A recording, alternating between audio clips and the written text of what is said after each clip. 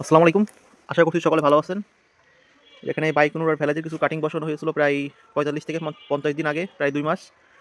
এগুলো এখন ম্যাক্সিমামই শিকড় চলে এসেছে। এগুলো আমরা আজকে রিপোর্ট করে দেওয়ার চেষ্টা করব। আজকে এগুলো আমরা এই সাইডটা তুলে রিপোর্ট করে দেবো। এই যে সবগুলো মোটামুটি সাকসেসফুল। আজকে এগুলো রিপোর্ট করা হবে।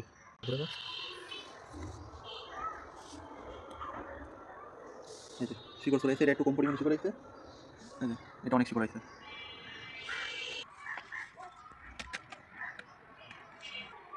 এই যে সবগুলোতে মোটামুটি ভালো শিকড় এসেছে। এগুলো আজকে আমরা রিপোর্ট করে দেবো কিছু।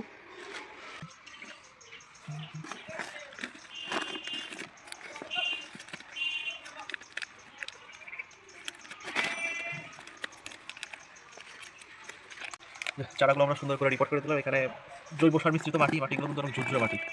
এই ধরনের মাটিতে চারা করলে আপনার চারার যে শিকড়ের গ্রোথ এটা ভালো হবে। এই সাইডে রেখে দিচ্ছি এখন সেট হওয়ার জন্য।